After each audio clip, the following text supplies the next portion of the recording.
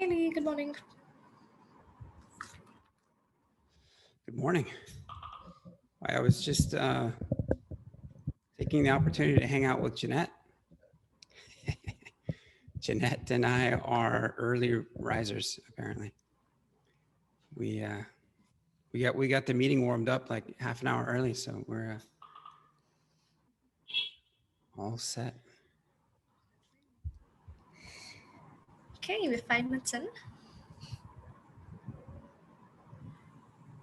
Jeanette, have you been on a meeting before? No, this is my first meeting. All right, well, I'm about to harass you, so please do go ahead and introduce yourself. Okay. Hi everyone. My name is Jeanette. I'm a CS major in my final year.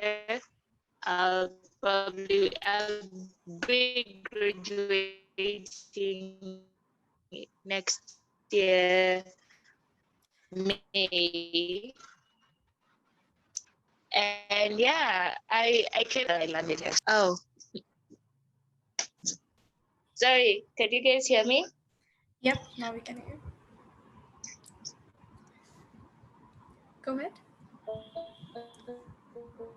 Cool.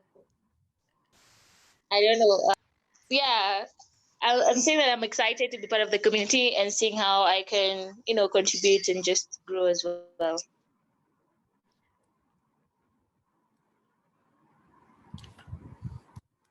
Great. Welcome to the community.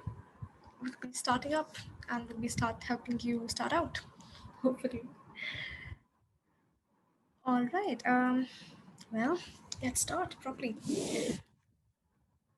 I usually start these out with a small intro. So, welcome to the Newcomers meeting, everybody. We are taking this month to transfer these meetings to the Hacktoberfest initiative. So, a special welcome to any and all Hacktoberfest participants who have been contributing over the last month, or if you're just starting out, well, you still have 10 days to go. This meeting is especially important for you then because we'll help you find open issues, we'll help you find any domain that you want to get into. Yep. All right. There are a lot of links in the meeting minutes today. So before we get you bamboozled, I'll point them out to you. Geez, even I got lost. Right. All right. So for the fourth point, go check out the Hacktoberfest page. You have everything you could possibly need in there for either the Hacktoberfest or for starting out as a newcomer in the community. I realize it can be, an intimidating task to come into a community with about more than 1,000 members, I think. And to just go ahead and introduce yourself to all these people. But, well, we'll be kind and we promise not to bite in any stage.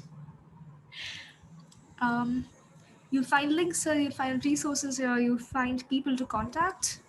If you're having issues, you can basically contact anybody in the community, really. I'm pretty sure they'll help you out or point to somebody who can help you out. There's a list of tutorials here, which are specifically for Hacktoberfest. If you want a list or a more detailed list of tutorials that we've been doing, again, yep. Go ahead, have a look at. Geez, I should really be making smaller lists. All right, go have a look at the Newcomers playlist. You'll find tutorials, you'll find basic walkthroughs of our projects, of how to get started, of how to set up even your local systems to get started with our projects or with Git or with any of the basic resources.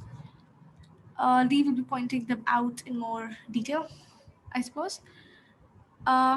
If you want to come up with other meetings, other Layer5 community meetings, go have a look at this link. You probably won't need anything else. If you do, well, you are very welcome to come ping me on Slack to ask as many questions as you want. Me or anybody else in the community. you'd probably be tired of my voice by the end of this, so feel free. Um, that's all for the housekeeping tasks, I suppose. Oh yeah. If you are, I know, a newcomer to open source, even if you aren't a newcomer to open source and just need some help to get started, or just need some help to find a domain that suits you better, go ahead, take our open source questionnaire. You'll find it on the Hacktoberfest page as well. So go either way. Go fill it up, find a tutorial that you want to have. We usually do this on a most popular basis, so your vote definitely counts. And we'll be having each of these in future meetings, even after the Hacktoberfest. So please do stay with us, join us for meetings. We'll get you set up one way or the other. And yep, you'll find a lot of details in this form as well. You'll find a lot of links, which are mostly added to this meeting minute as well. All right, that's it for me. That's all from me. All right, so today we have an open session with D. Calcutt, the only person with his video on, so he'll be pretty easy to spot. All right, this is an open session, so feel free to ask us anything. Feel free to ask us anything at any meeting. We're not that strict about the agenda. You can add any topic that you want to ask or discuss. But today is, well, an intro to Layer5 by its founder, who we are all very proud of. And I'll just stop talking and let Lee talk now.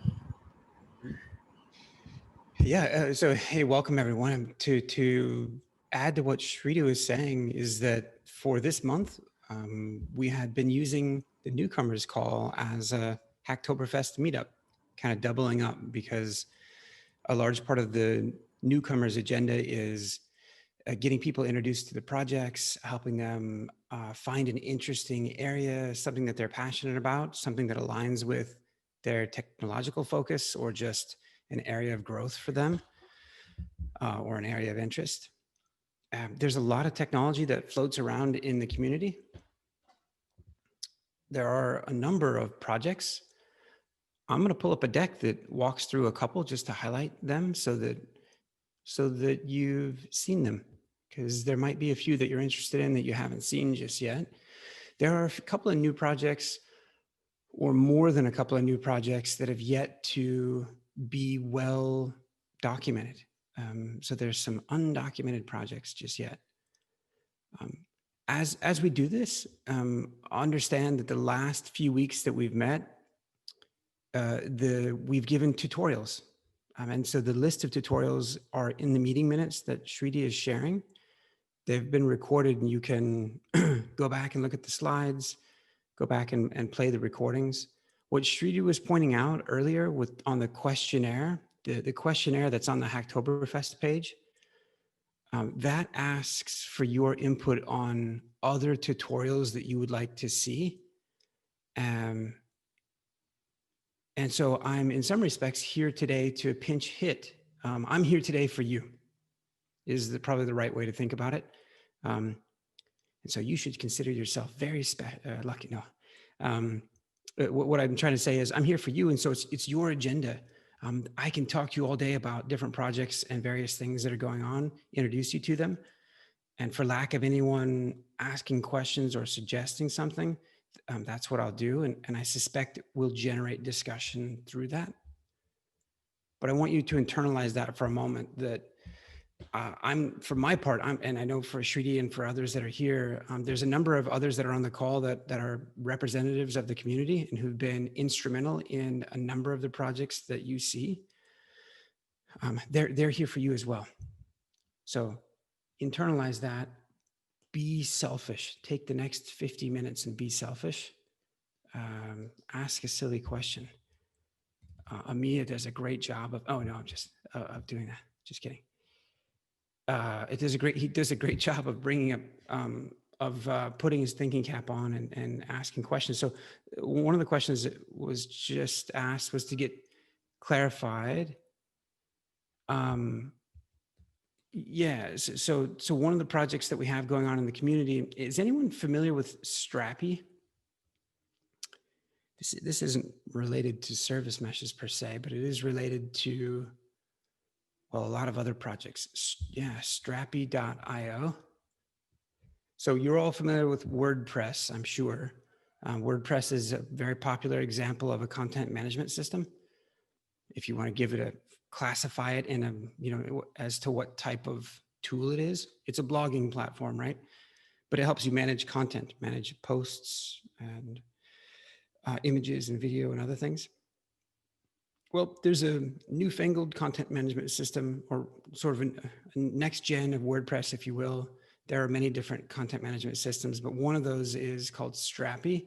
And so here in this community, we're establishing an instance of Strappy. The link to it is in the chat, strappy.io. And Amia has been standing up an instance for us. And actually, Amia, I don't know that I could directly answer your question because I haven't looked. There was another contributor here, Drew, he's still here. He had looked and sort of determined that probably our best approach was to fork Strappy and do deployments from there. And so we have already forked Strappy. You wouldn't need to fork again, but rather we would modify that fork and deploy from that fork. And so, nice. Okay. All right. So let me share with you a bit about some of the projects here and some of why we're here. I'm gonna bring up some slides, but I am expecting someone to interrupt me at any moment with a question. So part of that is to consider why it is that you're here, or like, hey, what are you interested in? What can I tell you? Why spend your time in open source? Why stop learning Flutter and start learning Vue.js or whatever? Let's see. Pulling up a deck. So all of you that are on the call, you should all have access to the community shared drive. And I'll show you that. If you haven't seen it, you should. There's a Layer5 community shared drive, a Google Drive. It's got a ton of info. It's got a lot of assets, images, pictures, posts, a lot of work that's been done by some of you names that very much so your names are on some of these things. We just gave a workshop for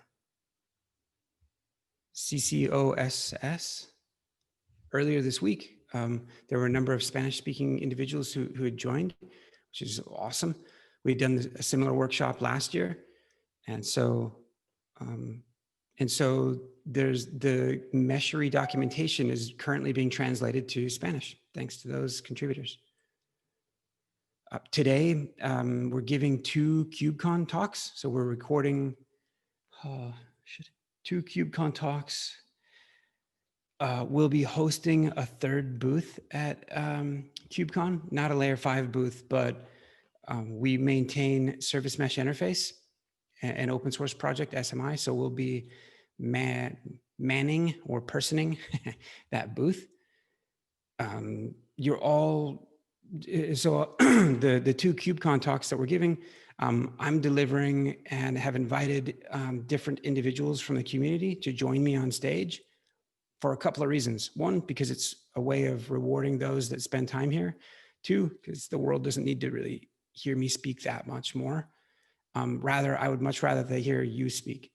I know that sounds entirely uncomfortable, probably for most of you, but I'll be there with you. We'll rehearse at least 30 minutes before we record it. So I'm mentioning some of these activities is like these are there's this open source community here isn't like it's like some other ones that you'll be in, but it's also intentionally not like other ones. If anyone wants to speak, I'd love for you to speak. I've got people asking me more times than I can to go speak, and again, it doesn't need to be me. I'd love for it to be someone else. I've got two books being written at the moment. That's ridiculous.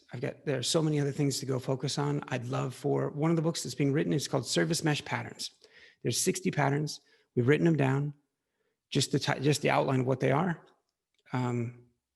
If you want to write one, I'll show you the link to where they are. Take a look. If you want to write one, write it. I'll put your name in the book.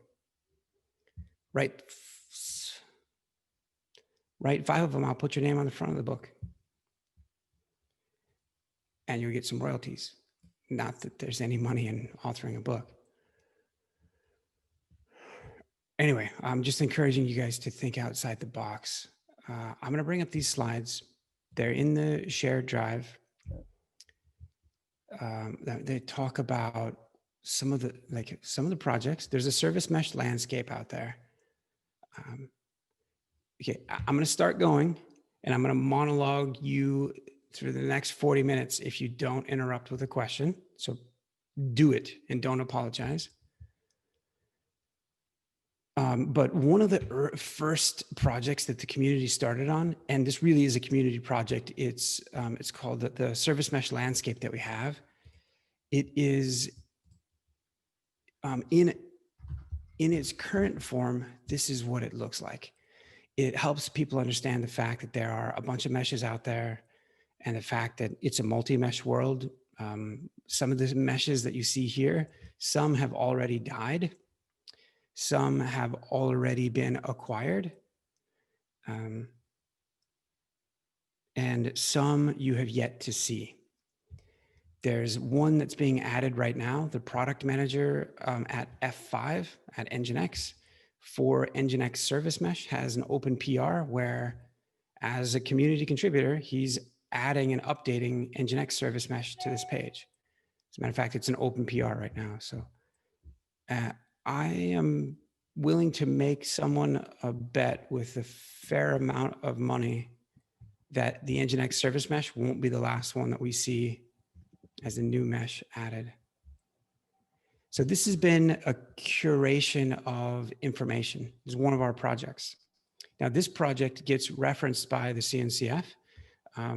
It's been a few times now that the executive director of the CNCF has pointed people to this landscape, which is fantastic considering how many people have come to bear on the CNCF's landscape. I was part of the team that originally created this particular landscape and helped create the structure or the groups that you see here. This isn't the only landscape at the CNCF. There are sub-landscapes. I chair the CNCF Network Special Interest Group, which is the group that presides over,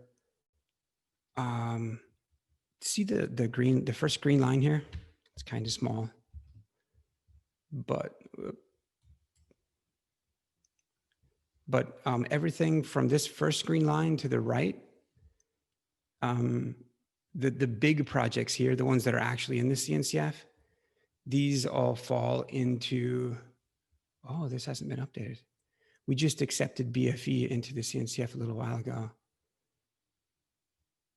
So that should be highlighted. But these all fall into our domain of, they all report into that special interest group.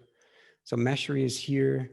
It is our intention that Meshry go into the CNCF.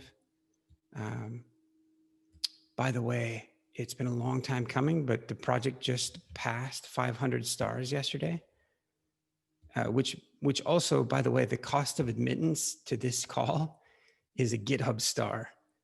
So if you haven't started the project, you have to. And yep, so Amia was asking about service mesh patterns. And to get a little more info about what I'd mentioned a moment ago, service mesh patterns. Okay, so in this deck, the landscape slide, there we go. Yep, here we go. So if you have, I'll put the link to this, but essentially you all have access to the community drive. So which means you have access to this deck, which means you can get to this page and to this link. I'm going to short circuit that by pasting the link into the meeting minutes here.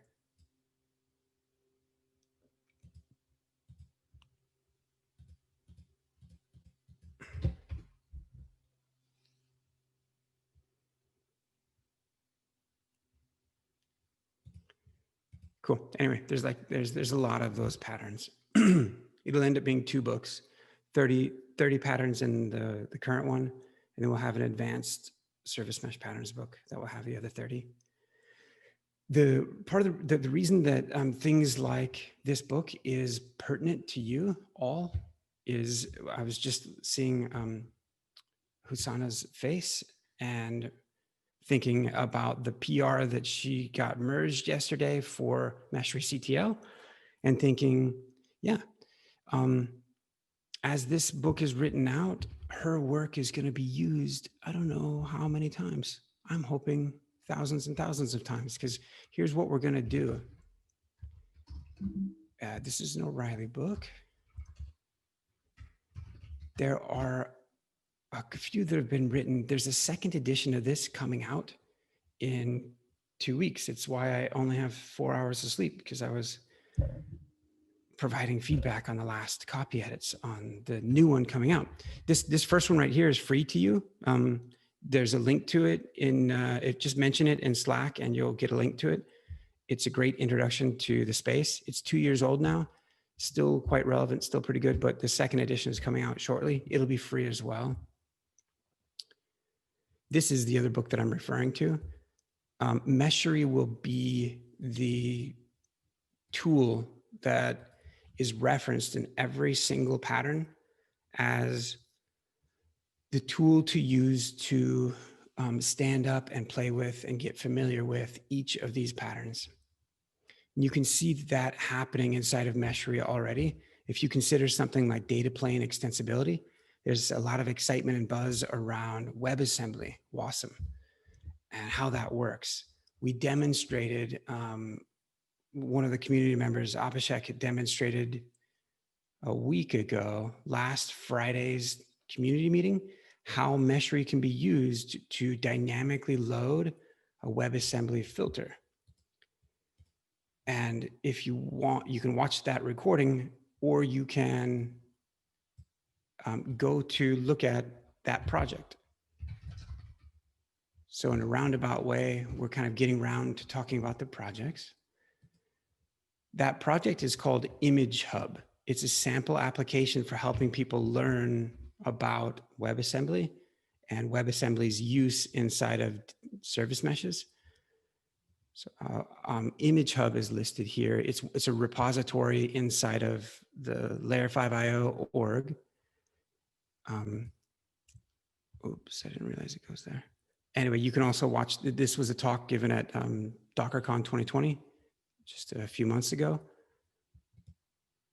Oh, we should probably change this. Both links go to this page. That's fine that we go to that page, but one of the links should probably go to the repo. So if that stuff is interesting to you, that's what that's about.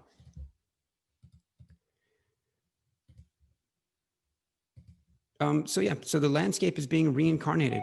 The landscape that we were looking at a moment ago.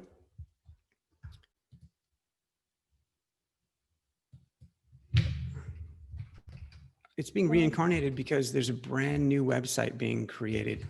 The current version of Layer5 IO is based on Jekyll and runs on GitHub Pages. The next version of Layer5 IO will be built by Gatsby. It might also run on GitHub Pages. This is an early version of what that looks like.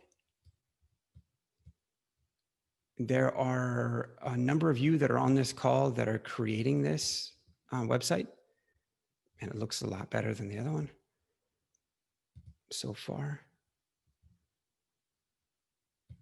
And so, so for some of you, this might be a project that you want to jump into, is to cut your teeth on some Gatsby, on some React, on some CSS and HTML and some JavaScript. Here's the image hub. Here's the new image hub page. For my part, I kind of consider that these pages, that there should be something that offsets the page here, the content here from the rest of the page, because it just feels like things are free floating. I don't know if anyone else gets that feeling.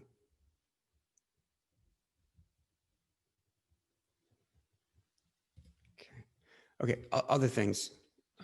We get noticed. Forrester is writing about us. I'm going to go speak with Gartner and 451. They've all asked to be briefed on the works that you're doing. And there's another research, an analyst firm that's written about us recently, Amalgam, a lesser known firm, but they've published their research and your works are included. And so we'll get a copy and post that as well. We're creating a new standard for the industry called SMP, which is a service mesh performance. A lot of people don't know it just yet, but is going to be, to the extent that WebAssembly and use of intelligent data, data plane filters takes off, SMP will be really important to them. It's lonely being an industry leader. Takes a lot of explaining and explaining and re-explaining. We're going to create Meshmark as part of that effort, a whole new way of measuring the performance of your mesh and articulating it succinctly. If anyone's familiar with AppDex, that's kind of what we're going to do, but for service meshes. So AppDex, you're all saying, I don't know what you're talking about. And I wouldn't expect that you do, but to help convey this notion quickly, in the SMP project, Service Mesh Performance, by the way, the website that's there was like entirely created by the community members here.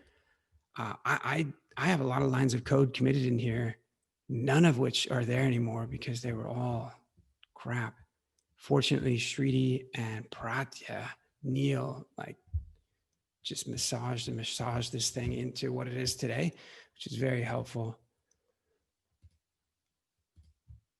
And one of the things that we're going to do based in this effort is create Meshmark.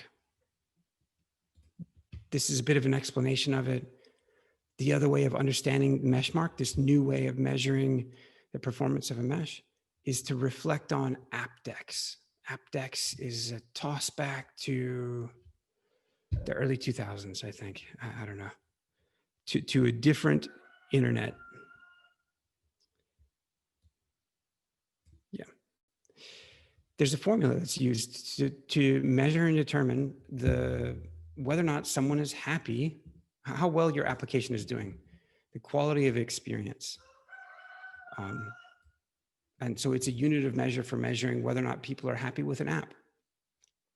Some of that is easy to quantify because it's like hard numbers, maybe how responsive the app is.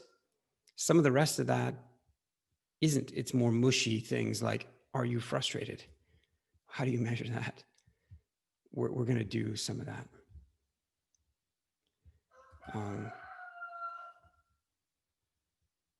And when we do it, we really want to do it in coordination with other nerds, other academic nerds. We're fortunate enough to know a few, and some of you might know a few, or some of you are students, might want to pick this up as a final project, or you're going on to a master's or a PhD studies. Great. There's a lot to dig into here. It's a good way to make your mark, to leave your name on something that will be a standard.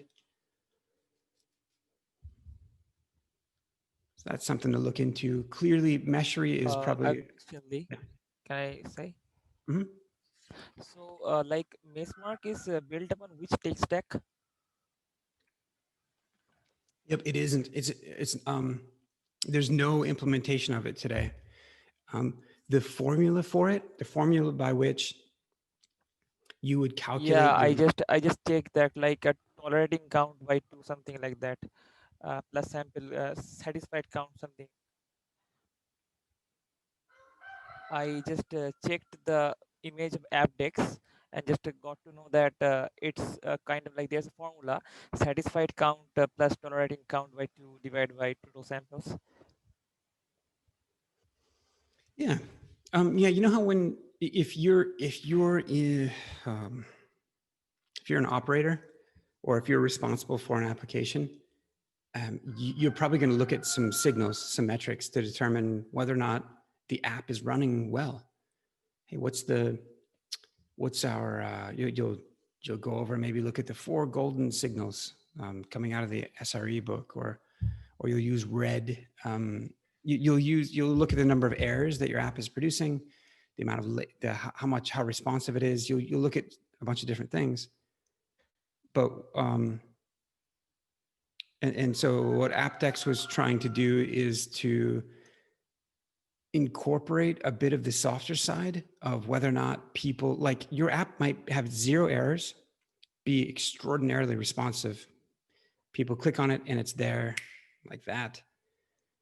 But that doesn't mean they actually like it or enjoy it. They might be rage clicking on like the section that looks like it's supposed to be clicked, but it doesn't do anything. And then there are many JavaScript offerings out there that will try to help you identify if people are rage clicking or not. Well, guess what? Those clicks are going over the network. Guess what controls the network? Guess what can measure that? Yeah, intentionally, we haven't defined the formula for Meshdex. For my part, or I mean, we can go do that. I'm waiting for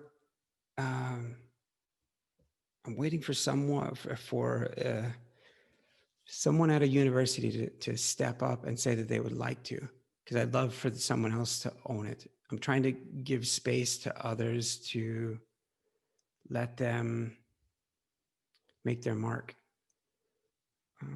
In some respects, it doesn't really matter what the formula is. It just needs to be a consistent measure.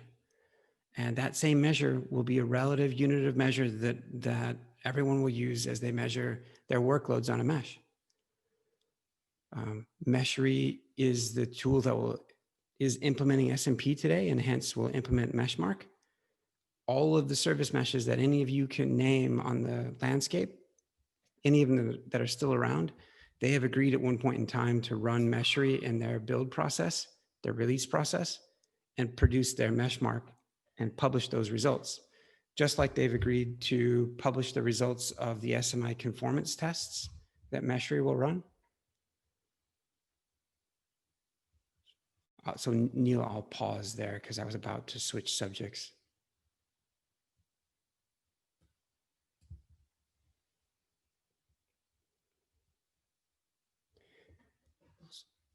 So let me send you the link to this deck so folks can kind of walk through it. And then let me stop and say, what questions do you guys have? Yeah, I have one question, Lee. Now, when you said about the mesh mark, it's pretty exciting. So even what you're saying is that even Istio as a service mesh, or NSM, or even Nginx service mesh, they're also supposed to be you producing something like this, the mesh mark. Yeah, they are. So they are. The way that they would produce that is by taking Meshery and embedding it in their release process. So if they're using whatever CI system that they're using, Circle CI or Travis or Jenkins X or GitHub Actions, that they would make a call out. They might leverage Meshery CTL. And they'll invoke a performance test in Meshery. That performance test they can run a bunch of different tests, and eventually it'll produce a mesh mark. And then they can, today Meshery will collect those performance tests, those results. So if you navigate to either the SMP page or to the meshery.io page, it'll give you a quick number saying that this is how many performance tests have been run, how many have been collected. And so, yep, every time that we talk to a service mesh group, they get pretty excited to make sure that they are well represented in terms of performance. They don't want to be bottom of the list. They all start to sign up fairly fast. We have only recently gotten Meshery's tooling to the point where you can easily programmatically invoke a performance test. I expect that most of those service mesh groups, they'll end up using Meshery CTL. I'm going to share it. They'll probably use Meshery CTL in their release process to do Meshery CTL perf, and it expects a few different parameters about what you want to test. What we'll do is each of those individual service mesh groups, Istio or what have you, they'll identify a given account that they use to authenticate to Meshery. We'll flag that account and save their results separately. So we need to guarantee provenance of the results and guarantee that nobody massaged the data, which we do because when Meshery is released, a random, but there's a secret key included inside of Meshery that is used to verify the integrity of the Meshery binary so that nobody is screwed with it to like bump up their score. Same thing for SMI conformance tests so that nobody passes their tests. We'll only allow certain accounts to count in terms of being representative of that project. So it's a lot of long-term strategy, a lot of planning to get us to this point. And we're actually almost there for both of those things. When Meshery, particularly as we push Meshery into the CNCF,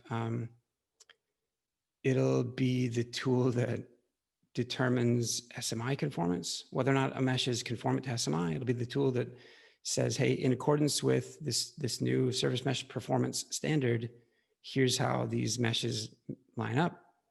We'll go and borrow 20 something or however many nodes we want from the CNCF's lab to run some performance tests on bare metal systems.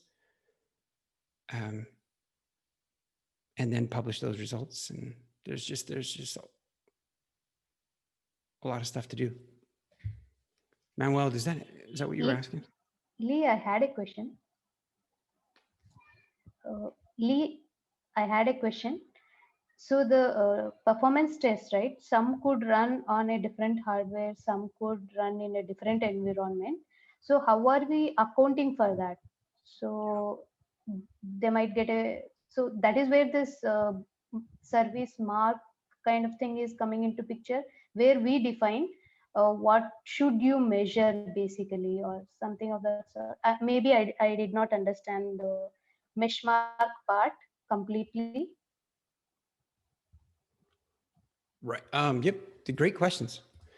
Yeah, and I'm being brief, or I'm being very quick to say a bunch of concepts in the same sentence. And you're right that SMP as a standard and as a tool to collect and capture and characterize the performance of a mesh in a consistent way is a thing very closely related to that is this notion that we would create a new unit of measure, a new yardstick called mesh mark that would use a formula to take into account like a bunch of variables, including variables like you just said, exactly like you just said, which is,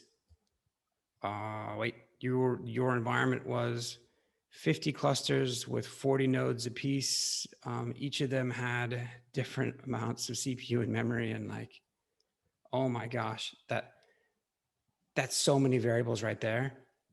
And then you say, yeah, we were running this mesh, okay, at this version, okay, with this configuration, which is like, there's a ton of different ways to configure a mesh under this workload. Oh geez, on this version, under this amount of requests and etc. Like, there's a reason why if you go Google for like, you'll go find posts that talk about the performance comparative between service meshes. You won't find one from us because it's really hard. I commend those that have tried to publish their results and things, and they're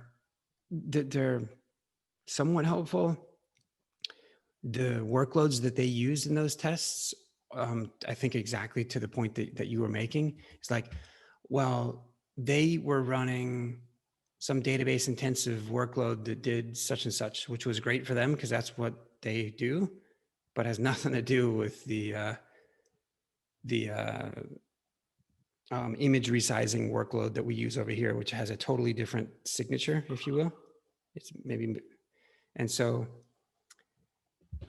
that's in part why Meshery was built, is to like pull together a lot of the tools that people normally have to write glue code around and scripts around to do load generation, statistical analysis, capture all the details of their environment, calculate it all up, have a bunch of charts that show all the various ways in which you're measuring the performance and characterizing the environments. And it's like, and you dedicate a few humans to it for a couple of years.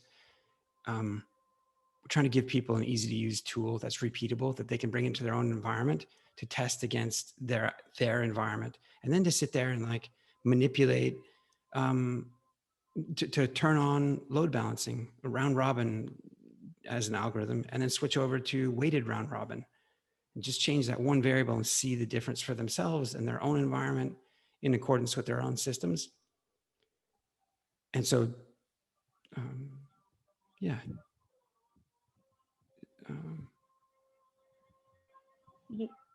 Yeah, I saw like couple of projects like, like HTTP request responses, and then a project like an app that you run on Google's app, right? The hipster app you would run and then measure the performance. So similar to that, I think maybe we will add more as and when someone comes up with a specific workload type, right? Yeah, that's it. Yeah, totally. We will. And that's been a point of discussion of any number of times, has been like, what if you're just going to do a generic study, what type of workloads are representative of distributed systems, microservices that people are running? And there isn't a single answer for it, but there are some fairly decent representatives. Some of the professors that we've engaged with, well, one, they very much so have that question because they're somewhat removed they're often somewhat removed from people who are actually running workloads. And so a lot of times they'll ask us this question and we'll characterize some of those. It's one thing to be able to characterize what those are, and another thing to be able to give people a representative application of what that is. So yeah, whenever we've gotten our hands on a sample app that we think that works, we've tried to include it and make it so that you can deploy that sample app on as many of the meshes as possible. Because it's one thing, because that unto its own, leaving performance aside, is just interesting and helpful to people to be able to take an application, run it on Linkerd, take that same app, run it on console, and just experience the difference in terms of functionality between the meshes. One of the universities that comes to mind that had some promising sample applications is Cornell. And so we'd been engaged with Christina Dimitriou of Cornell. She and her students had been working on 2 applications. I'll have to, these are in the notes there's a social network application and another one that I forget what, but we were trying to work with her and her students to incorporate that sample app, because they went through the pain of like trying to create this sample app to make it be a good representative. They're trying to instrument the app all along the way so that they can measure some things. They've got some theses, some hypotheses that they'd like to prove and disprove. It was great, very relevant study. Part of our initial, this was like 2 years ago, so part of our initial challenge was that while Christina is a very bright academic, and so are her students, they are like football players doing ballerina when it comes to code. And so we couldn't, it was a lot of work to rejigger their app to run on Kubernetes. It eventually, it does now, and we did help them get there. And we haven't incorporated that app. We've done work to do it, but it hasn't landed. Okay. Yeah, I'll find the link while we're talking. What else?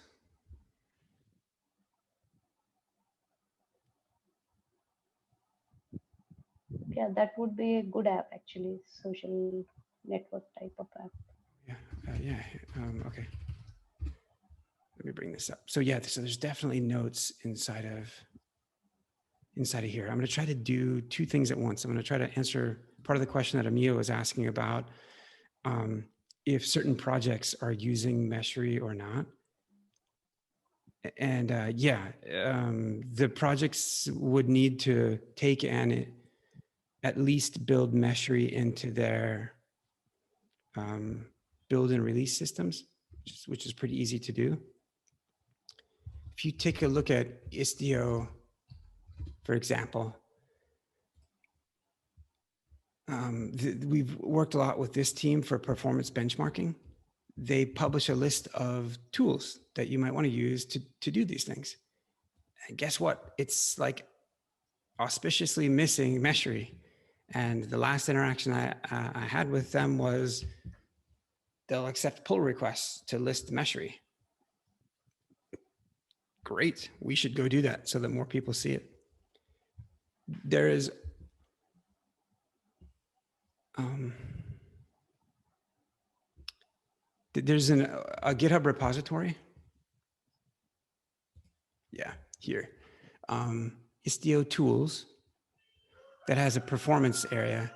This should absolutely be listing Meshery as one of the tools that people should be using. I've asked people in the community previously to go do a PR. So I'd love to see someone do that. I'm going to put a link inside of the Slack here. And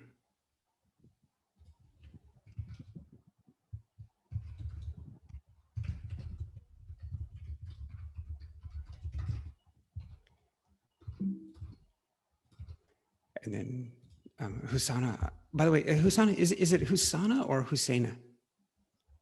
Husseina. Husseina, very good. So within, yeah, if anyone else has questions, feel free to bring them up. I'm just going to dig up the name of that app.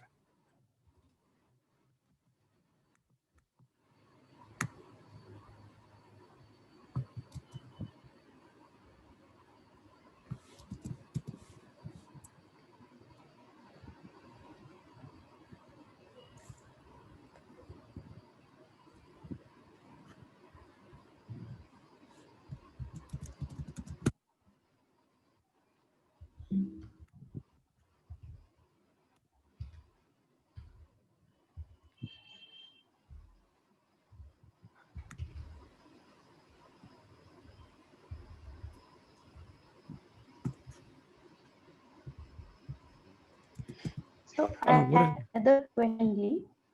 So whenever another service mesh wants to join Meshri, what would be the work involved from their side? So what is that they have to uh,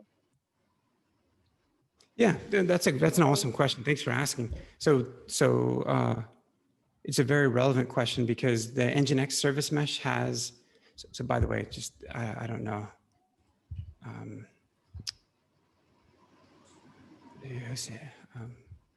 Hussein, I'm going to put the link to this. I don't know if this is, I suspect this isn't really what you were going after or what you were looking for, but the link to this GitHub that I'm posting, it'll have a few sample apps that it's been a couple of years since we've looked at them and helped over here. We might want to look at incorporating like these 3 that have been released into as sample apps that Meshri can deploy. Could be here they are right here.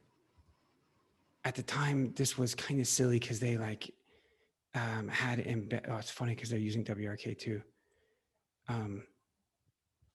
Anyway, obviously they're studying some similar things.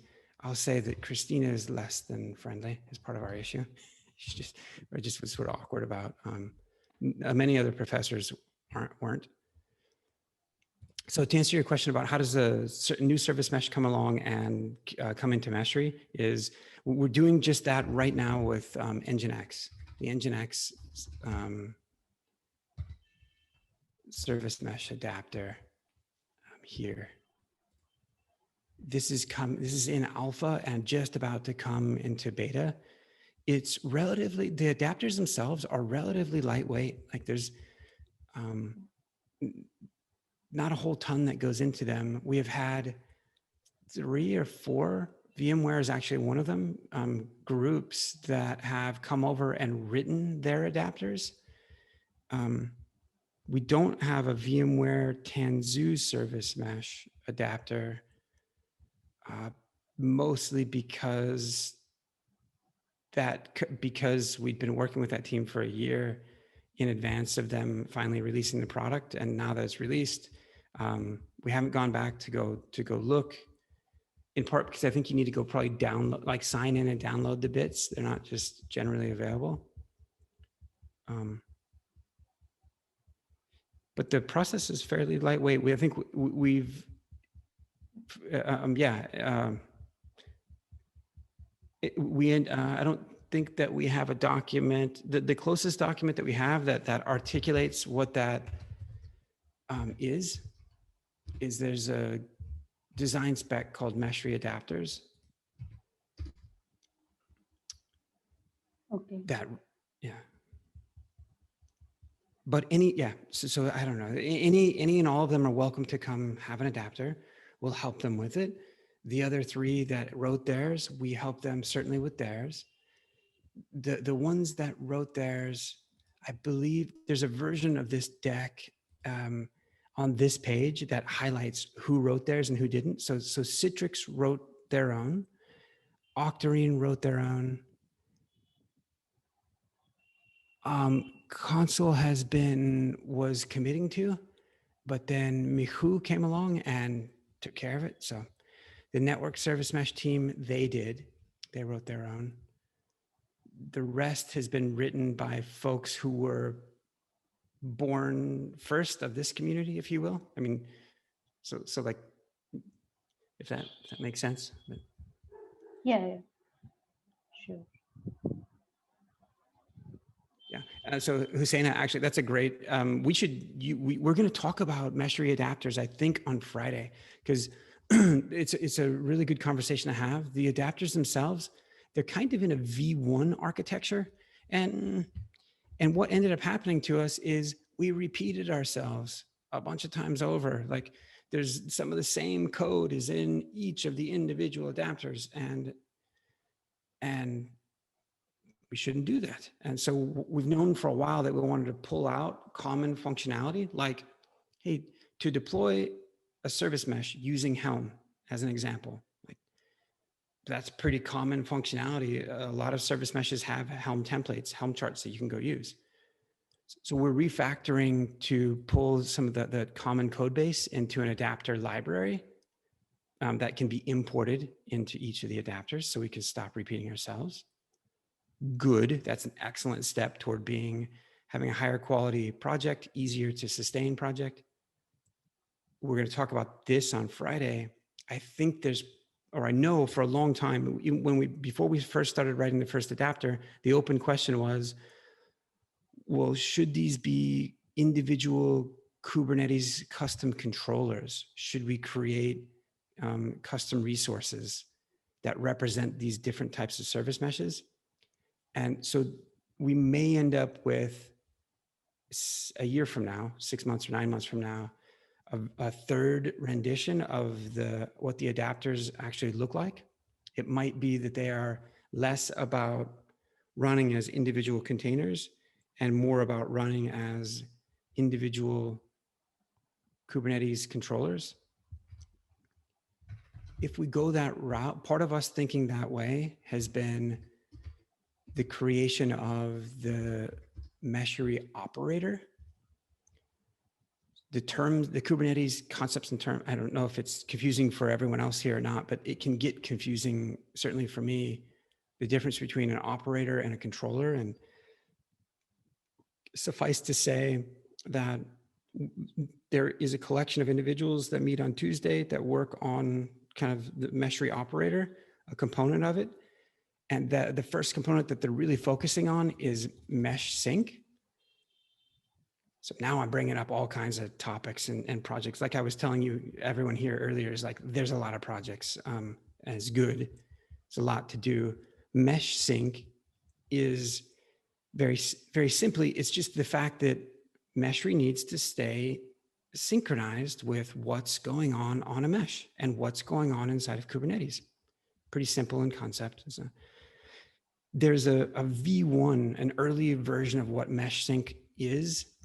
And it's inside of Meshery server today. It's very simple. It's basically Meshery server reaching out and interrogating Kubernetes, saying, give me a list of all of your deployments. I'll look through there and see if any of those look like a mesh. If they do, I'll pull that out and I'll get more information about them. I'll pull out the services and the deployments. A lot of that info is sitting in Meshery right now, and most of it hasn't been exposed in the UI, which is disappointing because people will come use Meshery. They'll have a pre-existing deployment of a service mesh. They'll have a brownfield deployment that they want to bring in Meshery and have Meshery go look at. Meshery is capable of doing that, but the UI hasn't exposed a lot of that. So anyway, that first version of Mesh Sync, it's being rewritten into a V2, which is being done here, which Husseina, this might be super interesting to you, and you're most welcome to, there's some active, so if it's interesting, if any of the things we talked about is interesting to anyone, just say. Yes, so it sounds interesting.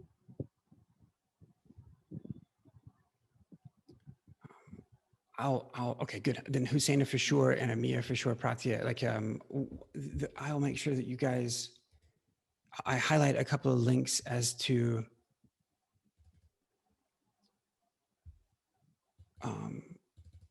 some material that you can peruse on this, on Mesh Sync. Like, hey, like here's a good folder to just digest a few things within. Some of this needs cleaned up a bit to help clarify. I'll be working on that, so. Look at that. I had no trouble, I had no trouble monologuing for 50 minutes on service mesh stuff. How else can I help folks? Like who's here and is kind of interested, but a lot of this stuff is somewhat foreign. They'd like for me to stop talking and we'd like to start coding. If you don't have to do it on this call if you don't want to, but reach out to Shriti or reach out to Pratya Banerjee, who's on the call, or myself, or any of the other people on the call. and we'll get you, we'll find you a home, find you something that's interesting.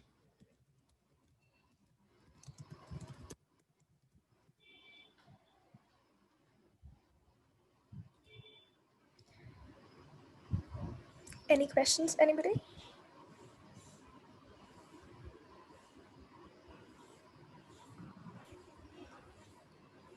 The cool, I know it probably sounds like I'm placating Husseina, but I'm not. The code that you've changed, Husseina, the Meshry CTL system start. Well, Charles, who's on the call, can tell you anyone that comes to use Meshry, they'll be invoking Husseina's code.